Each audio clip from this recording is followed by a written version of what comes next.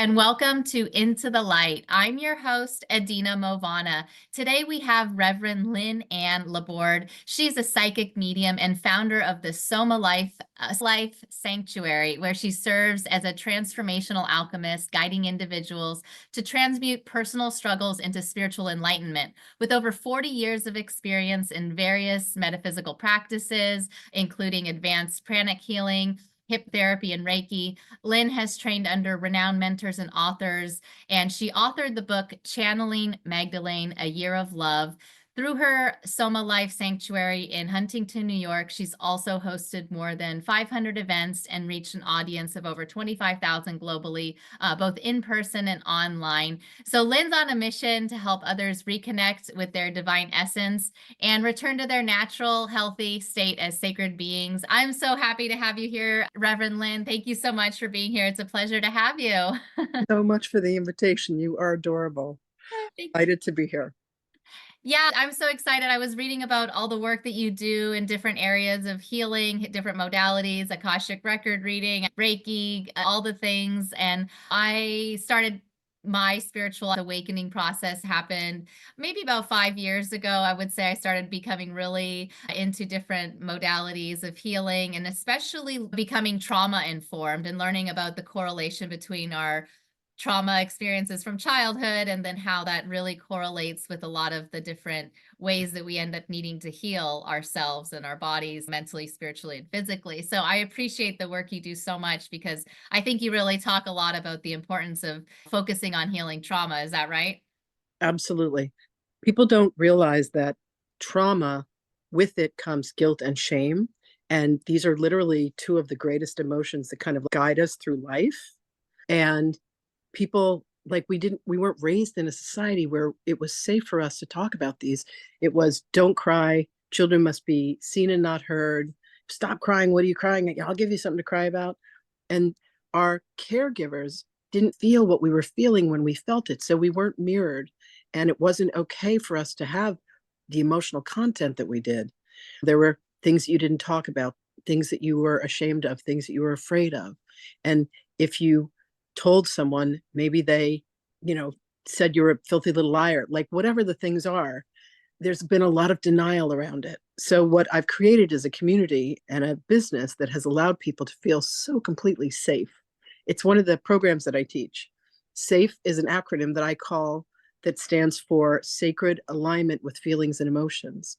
And I teach people how to feel safe about things they've never been able to feel safe about before. Yeah, I love that acronym SAFE. Say it one more time. SAFE. Sacred Sacred alignment with feelings and emotions. with feelings and I emotions. mean, Edina, imagine when you were little and someone bullied you and you could go home and you could say, Mommy, Daddy, this thing happened. And they could say, honey, I'm so sorry that happened to you. Tell us about it. What are your feelings about it? And you got to release all of the pain that was with it. And then you could, when they were like, you're amazing, you're wonderful, we love you, we think you're the greatest, rather than someone saying, what did you do to deserve it? Or what did you do to make them mad? Like, people have crazy stories. So we've created an environment where people can get in touch with their inner child, and we all have one. And a lot of them are still in pain. And so we make it safe for people to come and to be able to have an experience of being loved. And then we bring in a spiritual aspect of it. I'd say one of the things that I'm the best at is being able to locate trauma within people and then being able to help them release it. And that's really what my body of work is about. Yeah, that's such a gift because we all will have so much clearing work that we're doing. It might be whatever blockages or negative energy that comes from being constricted, like you were Yeah. talking about earlier, especially these environments where it's a guilt or a shame-based program or environment. And I always think about how much our parents or like our generational traumas. Me as a mother, I have two kids, and it's almost feels like the number one job as a parent these days is to cut off generational trauma from passing down to our lineage. Yeah. That's such an important piece of the puzzle. I think that's what so many of us are working on right now when we're healing, is to not pass along that generational trauma to our children and realizing that's where so much of this comes from. Exactly. And being able to go up the generational lines. I was recently given one of the most extraordinary forgiveness prayers by a friend of mine who's an incredible pranic healer. And he said, you bring the person in front of me And then you imagine their parents and then their parents. And I had 2,000 on my father's side, 2,000 on my mother's side, and just said this forgiveness prayer. And it's a prayer that you say 3 times. I'll forward it to you at another time. But I'm telling you, I felt the ripples of release go through all these generations. All it's 2 becomes 4, becomes 8, becomes 16, becomes 32, becomes 64, becomes 128. And before you know it, there's all of these beings, and their shame and their guilt is literally carried within our DNA. Yeah, is that what they talk about when they talk about the family constellations healing Absolutely. methodology? Because I've Absolutely. seen, yeah, is that because I've seen some shows on Netflix. There's actually a series that was originally in Turkish. And anyway, there's all different things that people are seeing nowadays about how this family constellations healings, these sessions work. So I'm glad, yeah, is that something that you do when you're working one-on-one with your clients as well? You're having them enter into these meditations and heal this way? Yeah. So here's the thing that's really extraordinary. We think that when a person dies, some people think when a person dies, that's the end of them. But my experience as a psychic, as a medium, as a channel, I know for a fact that it is a release of the physical aspect of the body, but they continue on. There have been clients that I've had where a woman had a miscarriage and she's been able to speak to the soul of the baby that grew up on the other side, that's had this whole life and had a name and is connected to the family. Stories where the father dies and then he comes back as the grandson. The sister passes, and oh my God, this one beautiful story. There's a woman who actually did the painting that's the cover art for my book. Her name is Matanya. She's a dear friend of mine. Her mother was pregnant. She was a few years old, and the baby died 2 days before the baby was meant to be delivered. But the baby grew up and is her sister on the other side, and she just did a painting of her that's so gorgeous. So what we think is physical reality, what we know to be physical reality, there's so much more to it. And there's healing that can happen that goes into the past, that goes into the future. Any healing that you're doing is going to go transgenerationally, but both to your progeny as well as to your ancestors. And they're so deeply grateful and appreciative because it heals, it literally heals the planet. Yeah, I hear healing of ancestral trauma, and especially as a woman, the wounds that we've Sure. created or had humanity has projected generation after generation with the oppression and then racism and everything. So I feel like it's compounded into our DNA, right? It's Exactly. like this seven, Literally. It's yeah, because when you think about it, a mother, like we have existed inside of the sperm and the ovum of yeah. our ancestors forever. So Mhm. they live inside of us. And whether we knew them physically or not, they're still with us. I have been in ceremonies where my female lineage will show up and have conversations with me that are rather extraordinary, really amazing. So, Yeah. one of the things that I do besides doing this healing work with people is I love to train and teach. Oh, yes, I I, imagine. I'm a mentor, and one of the things that I do is I teach people how to access the Akashic records, how to go in and open up your own spiritual gifts, Yeah. clairvoyance, clairsentience, claircognizance, excuse me, many different clairs. And what this does is it gives us access to so much of reality that Mm. we're told when we're young, oh, that's just an imaginary playmate. Oh, that's just your imagination. That's not what's real. When the truth is, what's in the quantum realm is so much more real than even what we're experiencing here in physical reality.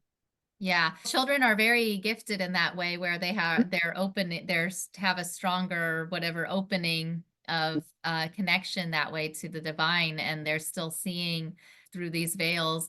And Down yet.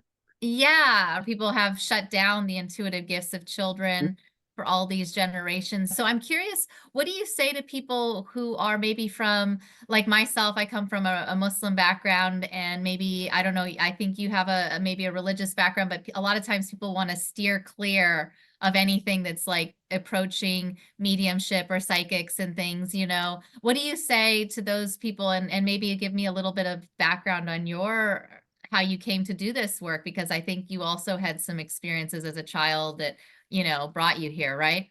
I wouldn't say that I do anything that's religious. I would say what I do is more spiritually based. Yeah. I was baptized as a Catholic, had my confirmation in an Episcopal church, then found Buddhism, then found out that we were Jewish, so there was Judaism.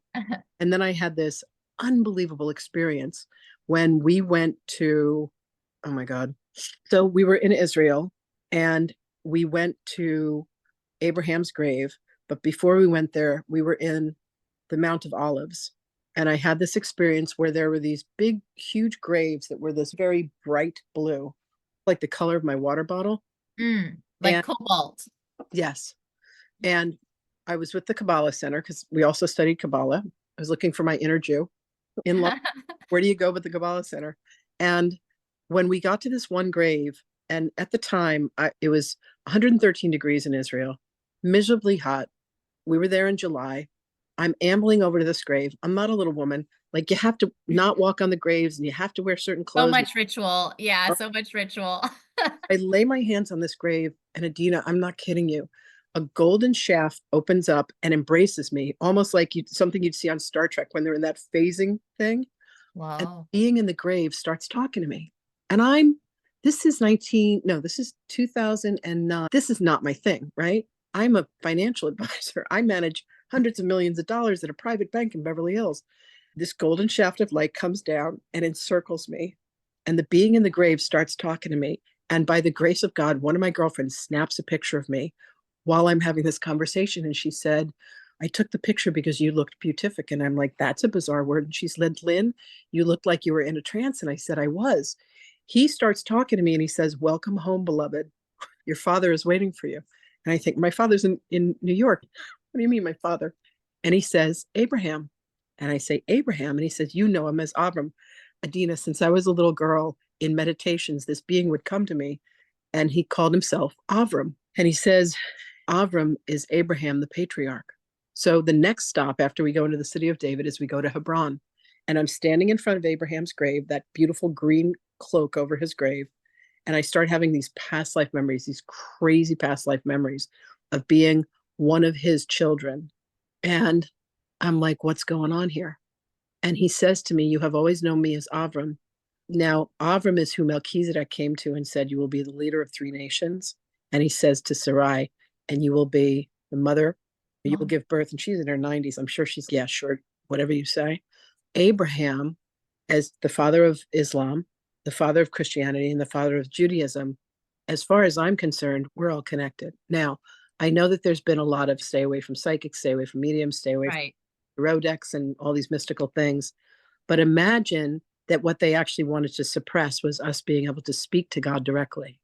Because what we would find out is that we had freedoms that religion were saying we didn't have.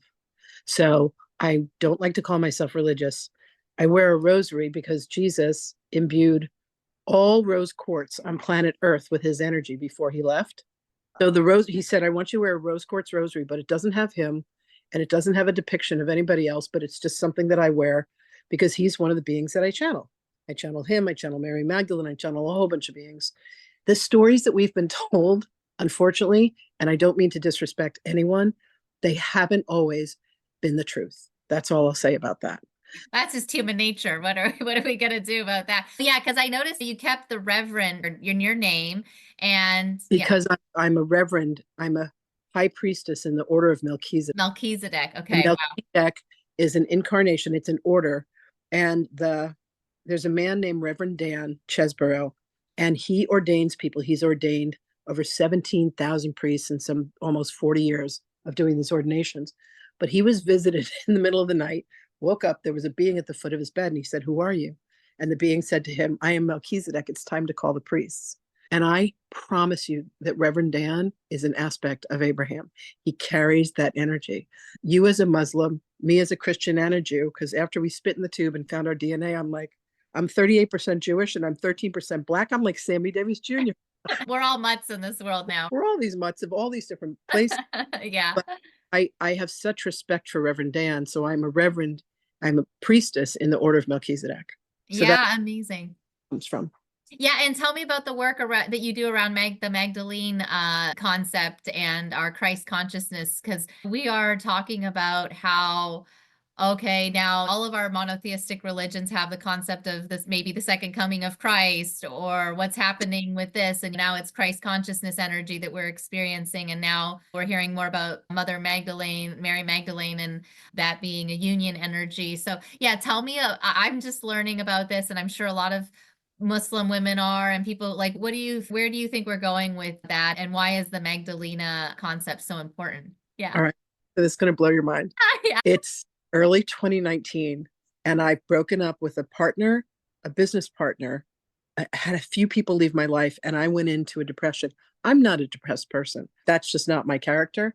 But I said to my mom one day, I don't want to be here. And she's, oh my God. So I called upon Jesus because I knew to do that. And I had a, close relationship with him. And I'm like, you need to help me because I don't want to be here anymore. And all of a sudden, Mary Magdalene started coming to me. And she has me pull a book off my bookshelf that's called The Disappearance of the Universe. And it talks about the Course in Miracles. So I finished this book by the end of 2019. And I hear this voice one day, and it says, wouldn't it be great if there was someone that was actually channeling Jesus and going back through the 365 lessons of A Course in Miracles and like giving live commentary? And I go, God, that would be amazing. I wonder where I would find something like that. And I literally hear this voice goes, Google channeling Jesus, and there's a community. And there's a woman named Tina Spalding, and she channeled him in 2019, every single day. And I'm like, I'm going to join her community in 2020. Meanwhile, I had started channeling Mary Magdalene. So I went to Tina in early of 2020 and I said, listen, I just want to let you know, I channel Mary Magdalene. I love your community. Thank you so much. She goes, oh my God, you have to tell everybody. I'm channeling Jesus. You're channeling Mary Magdalene. So later that year, Jesus and Magdalene came to me and they said, we would like you to channel Magdalene every single day in 2021. We would like you to go through the 365 lessons of A Course in Miracles, and we'd like you to bring forth her divine feminine wisdom. And he said to me, she went from being my student to becoming my teacher, and she was the greatest living embodiment of what it is to be a Christed being. And he actually turned the lineage over to her, but that's not, they turned her into a prostitute, and she wasn't. Right. So this is the book that she and I wrote together. Yes. Mary Magdalene's Divine Wisdom on the 365 Lessons from A Course in Miracles. And I had one woman, this is her testimony on Amazon. She said, if my house burned down, I would grab one thing, and it was going to be this book. It's like, all right, we can get you another copy. That's okay. That's a testimony of testimony. It's right. Here's the next best part. I was in France for my birthday, and I was told by them that I needed to go to Marseille. I needed to go to the south of France, and I needed to go to Magdalene's grotto. And I'm with one of the women that I work with, and I'm having severe sciatica in my hip. And I'm thinking, how am I going to walk up to the grotto? It's like a 45-minute walk. But we go to her church in Saint Baume. We're in Marseille the first day before we drive to the grotto the next day. And we get to the car rental place. The car won't be ready for a couple hours. So we go and check into the Airbnb. I go back with an Uber driver, and all of a sudden Jesus and Magdalene are in the Uber with me. And I'm like, what's going on? And Jesus goes, he is mine. And I said, what does that mean? And Magdalene said, he's one of our descendants. And I said, how's that possible? And she said, Marseille means Mary of the Sea. She said, this is where I came after the crucifixion. So the next day, Alicia and I drive to Saint Baume. We go to Magdalene's church. There's a wedding that's happening. So we wait till the wedding's over. I go to the front. There's this gorgeous statue of Magdalene. And Alicia says, I'm going to go downstairs. Magdalene says to me, grab my phone. And she starts dictating and channeling to me. And I did this whole thing while Alicia's downstairs. Alicia comes back and she looks ashen. And I said, are you okay? And she said, Lynn, it's a crypt and Magdalene's bones are down there. And I was like, oh my. Magdalene says to me, do not go down there because your bones are there as well. Because I was one of Jesus's younger sisters. And when we left, I came with her. So when I was there, it was like this crazy memory of all these things. She said, you're not ready to go into the crypt and you're not coming to the grotto. So Alicia goes up the hill to the grotto. She gets this sacred water that comes from where the grotto is. And Magdalene says to me, you're coming back. So on December 17th, I go back to France and I'm there till January 20th. And I'm spending time in Saint Baume and Marseille writing the next book, which she is having me call the life and truth of Mary Magdalene, to tell Mm. the total truth about her. The whole truth and nothing but the truth. So Exactly. help us, God, sister. Anyway, so this is their union, she was trained Yeah. high priestess. She was trained in Egypt, Yeah. trained in ancient codes. And the union between her and Jesus was, yeah. She starts out and she says, here's the truth. We were married at the wedding at Cana. We had children and our descendants live today. And I'm like, this, Oh, I just got the chills. I know, right? So I'm like, this book is going to get me in trouble. She goes, don't worry about that. We'll handle it later. But Oh, wow. so that's what I'm off to go do. Amazing. Yeah, we can't wait to get the new books coming out and yeah, get my hands on that because that sounds amazing. I'm so I excited. will make sure I get you an autograph copy. Definitely. Yeah, I love them. I have a couple of Magdalena books. I've been doing different studies on that myself. So Which ones have you read that you love? I have the Magdalene records. I don't know The Magdalene Manuscript by Tom Kenyon. yeah. Oh, Yeah, upstairs. I don't have it here, but that's love incredible. That's an incredible book. yeah. She talked about their union. She talked about their children, and the children were hidden. I remember the first time I ever channeled her when she came to me. This was 20 sometime in 2019. She came to me, and as she was entering me, because there's a whole kind of frequency shift that you do when you're about to channel someone, Okay. said to me, thank you for taking care of the children. And I had this like bone chilling memory because I would take care of their children while they were out speaking because I was one of the younger sisters and I was close to their age, kids' Mm. age. My life is it's just been a crazy synchronicities and things you wouldn't believe. And anyway, it's all Yeah. pretty amazing. I was curious. You mentioned the past life the records and readings and the teaching that you do. And so tell me a little bit about why the Akashic records, like it's so important for people who might be interested and why it can really help, like going back to the trauma and the healing process of how we Oh, then can heal or why it's important to do that work. okay. So the Akashic Records is like the spiritual iCloud of every lifetime we've ever had, Mm. every thought, every word, every action we've ever taken through all of time and space. And it's accessible by all beings. You say a prayer, it attunes you to the frequency. It's like a combination when you're opening a safe and you literally can open the door. Anyone can read the records. When I train people, what I train people though is with respect, don't read the records if you don't have a person's permission. It's like a federal offense to take someone's mail. Like, Yeah, light worker consent code. Yeah, that. I've heard. I love that. Yeah.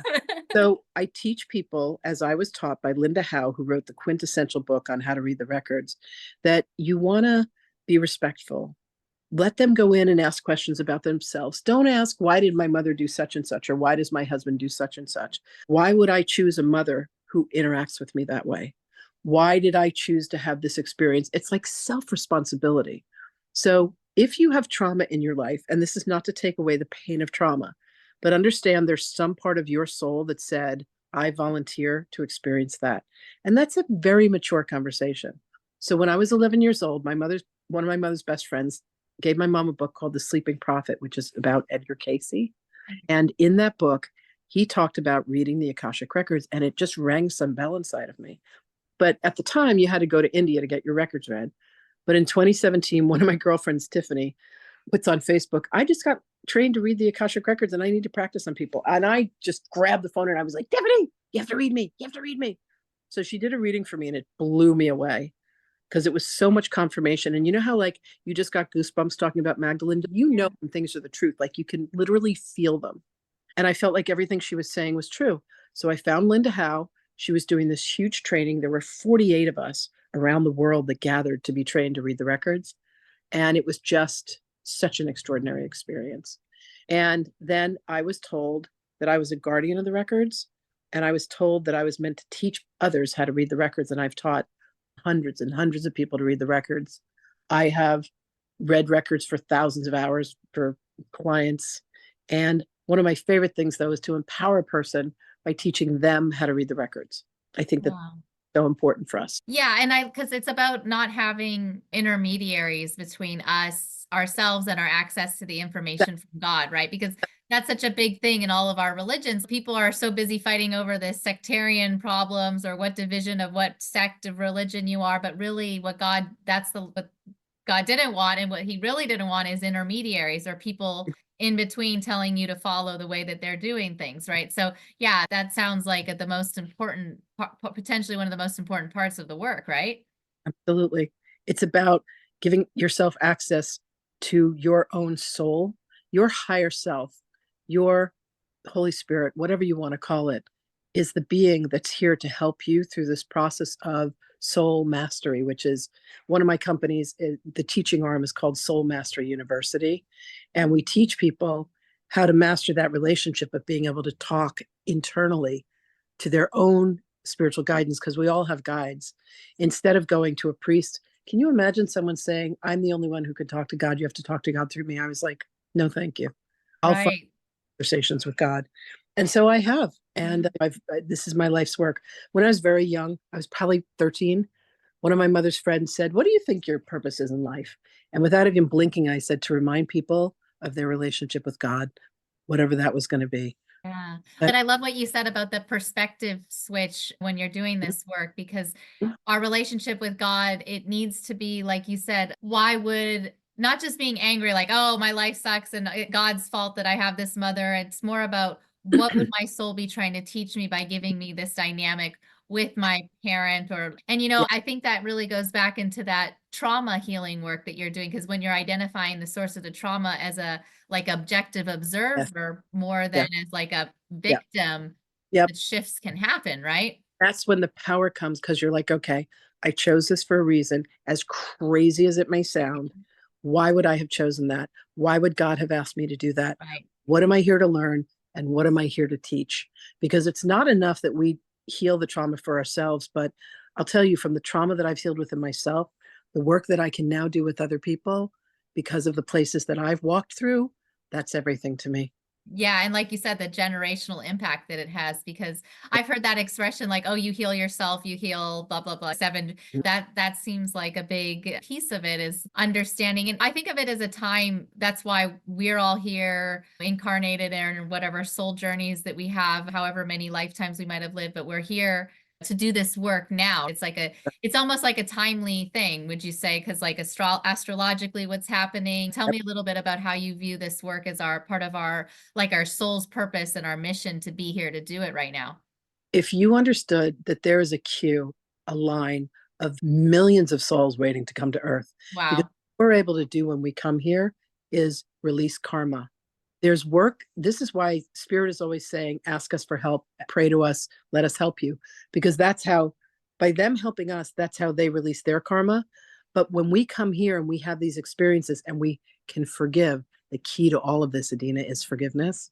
When we can forgive, that's when the karma releases. You literally can feel the energy release. It's incredible. So that's what we're here to do. We come with a purpose, on purpose, by choice. We raise our hand and we're like, God goes, okay, here's the menu. And we're like, one from column A, one from column B. I'll take three from column C. And they're all like, are you sure? No, I can do it. I can do it. And everybody goes to the river of forgetfulness. Glug, glug, glug, glug, glug. We forget. We forget.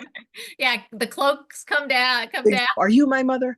And then we spend the rest of our lives with this journey of remembrance. And some of us have been blessed enough to be able to remember. So I am here to help people remember. It's the one thing Jesus says to me all the time. Remember who you are and why you came.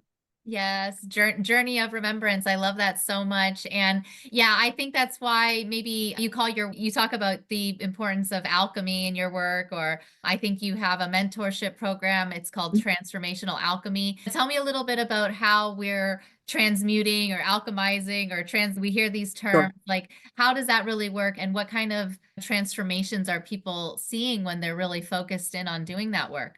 So I call myself a transformational alchemist because an alchemist turns lead into gold by Yeah. one element. So what I do is I help people find their darkness and then we transmute it back to the light. And there's a process that I have that I call psychic surgery, where we literally look at when a person has a circumstance that happens to them, there's an amount of energy that is meant to go through them. But if it comes to them too quickly, like a trauma or an Mhm. accident, rather than allowing the energy to go through them, they stop it, they block it, and it hardens and it becomes like hardened prana within the body. It becomes Mm. tumors, it becomes cancer, it becomes illnesses. When we can allow ourselves to transmute this and turn it back to light, it disappears. Right. It seems like magic. It's an unweaving.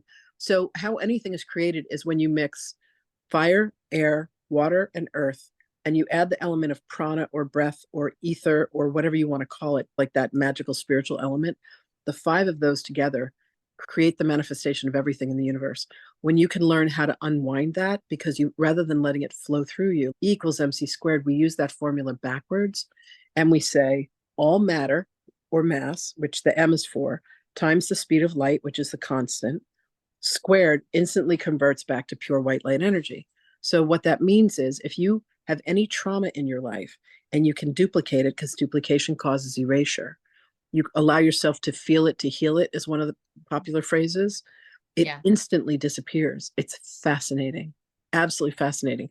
So that's the work that I train people to do, is to be able to release trauma, release, to alchemize, basically to transmute the darkness back into life.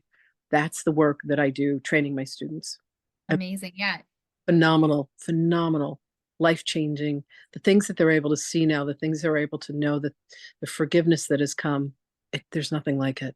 Yeah, I guess so many people have, we want to have this feeling of forgiveness and letting, it's like a release, Yeah. right? You would you describe it as a letting go of a lot of cross that threshold into forgiveness?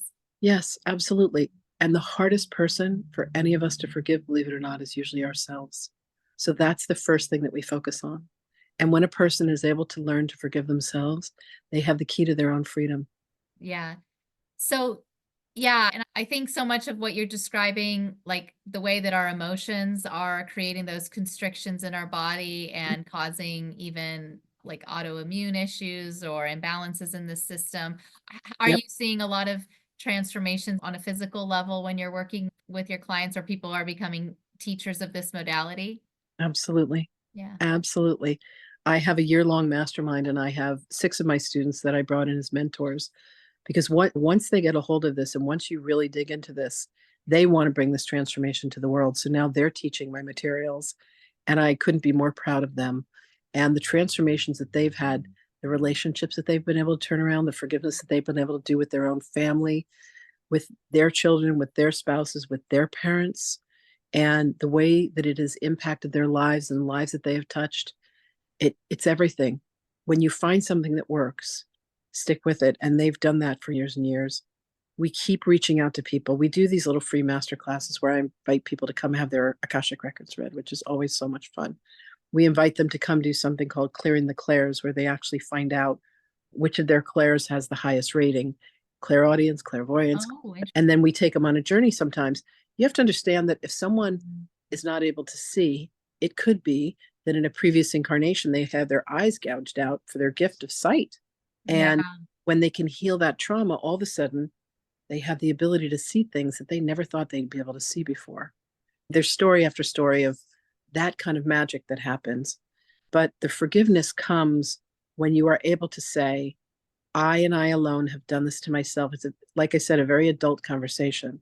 But when you're able to get to that level of consciousness, the world is your oyster. You can have anything you want, because if you can forgive it, it no longer has any power over you. Yeah, you can heal it, right? That, Yeah, and who are you working with most like right now? Are you because I imagine people are coming with different issues. Like what kind of people are you helping right now in your work? it's interesting. People come to me and they say, Mary Magdalene sent me, or Jesus sent me, or Hathor sent me, or Mother Mary Yeah. sent me, Archangel Michael sent me. I literally have people from all walks of life. I have someone that sells real estate. I have someone that works with indigenous Indian tribes. I have someone that's a doctor, someone that's a lawyer. It doesn't matter the occupations that they're doing. Here's what I find: they're usually people that have had some kind of trauma. And after the healing of it, they know that there's more to life and they're looking for that. They're looking for how to communicate to a loved one that's passed. They want Right. to know what their soul purpose is. A lot of people want to know, am I going to meet my soulmate? But here's what the Akashic Record says: you're currently in 17 simultaneous incarnations with your soulmate. Next question. That's all you get, huh? That's a default answer. Oh my God. Oh my gosh. And it sounds like you also work with people from different religious and spiritual backgrounds. You see a lot of it doesn't matter where you're from, like you're seeing a lot more people who are awakening or opening up into finding alignment with how to do this work, but also maybe still stay in alignment with their relationship with God, right? In the important ways that they keep it. Yeah, it's almost like you are who you are, and it doesn't matter the clothing that you put on. And I look at some of these religions as clothing, Yeah. but who you are in your soul never changes. Your relationship, God knows who we are. There's nothing that they don't see. There's nothing that they don't know. There's nothing that's hidden. And they love us. There's not even forgiveness that needs to happen with them. They're not judging us. They're loving us. They want to help us. And the message that Uriel had is that he is the archangel that's known as the light of God. And if he said, if someone needs my assistance, I'm here for them. And how gorgeous is that? Beings that are just committed to our soul's evolution. I wish people could see how many beings show up in a room when they come for a healing with me. All of the guides that show up, there are hundreds of them. It's not just their ancestors, it's the beings of light that have said, we're going to make sure that you make it as a human. Yeah, and I guess it's good to know that we don't have to view these beings as intermediaries between us and God, right? We still have that awareness that the healing happens through God and God alone, but then we're surrounded or There are our guides. yeah. They're the ones that are going to make sure that we cross the finish line. Yeah. I saw this beautiful video the other day of this dad who was coming to the end of the finish line, and his daughter ran out of the crowd and she went over the finish line with him, and he's crying as his daughter's with him. Like, it just moved my heart so much. We have beings that are like, come on, I know you can do this. They're rooting us on, cheerleaders. Yeah.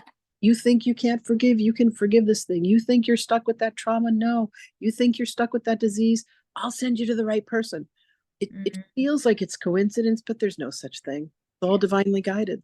Yeah, and our soulmate connections are coming in right now online like rapid fire. And yeah, where can people find you, Reverend Lynn, for those of us who want to learn more about your work or find you on social media? Where's the best place for people to go to find you? I have a bunch of different places. So Yeah.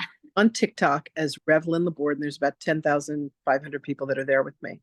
Amazing. On YouTube, and I have over, I think, 3,000 videos of me channeling. I've been recognized in public 3 times, people saying, are you on YouTube? And I always get like embarrassed. I'm like, yeah. Celebrity status, you know. But it's called Soma Life Sanctuary. Soma Life Sanctuary, yeah. And then my training platform is called soulmasteryuniversity.com. Yeah, and we'll have all of those listed also underneath this episode. But yeah, I want to make sure we get all of your socials and where people can find your sanctuary and all of that. And I'm sure I learned a lot in this, and I would love to have more time with you and learn so much more, because this was a great conversation. And I feel, yeah, we're just expanding so much right now with our consciousness, and it's such a blessing to have had you and learn so much in this episode. Any final thoughts or words of wisdom you'd like to share before we wrap up for anyone who's listening? So this is what they say all the time. Yeah. Pray to us, but pray out loud. Because our mind is like, oh, I got to do this thing, or oh, I forgot to do that thing, or I'm mad at this person, or God, that person just cut me off, like all the chatter. But when we say, God, I would like your help on this. Whoever it is you pray to, Allah, whoever it is that you pray to, pray out loud so they can make sure that they hear us and they can answer our requests. Anything that you ask for, it's yours. Amazing. Yeah, they say that about spells or magic, and out loud, we have this ability, and our speech is our power. That makes sense to me. And even in Islam, we pray prayers out loud and reading Quran and things like that. Yeah. I had to go through Riyadh when I was traveling one time over to Egypt. And I was so impressed. People will get down and pray. We flew, God, what was the airline that we flew? I was so impressed. Like Emirates or Etihad. It was Emirates. And yeah, there was Emirates. a section in the back where everybody prays. Yeah. Service, the beauty, the cleanliness. Oh my God, it was stunning. Absolutely stunning. One last thing that Jesus is asking me to say is, abracadabra is Aramaic for as I speak, I create. There you go. As you abracadabra is, I'm going to remember that. Thank you. That's amazing. I'm going to use that line at a party. Exactly. So be careful of your thoughts. He also said, if you knew the power of your thoughts, you would never think a negative thought again. Everything we think manifests. So be careful. Yes, oh my God. May we all have better thoughts. And may we all have better thoughts. Thank you so much for this invitation. It has been my absolute delight to be with you, truly. Yes, thank you so much, Reverend Lynn. Yeah, I appreciate you being here. So many words of wisdom for us. So, yeah, thank you so much. And I hope to have you back soon. Have a great night. Thank you so much. Bye bye.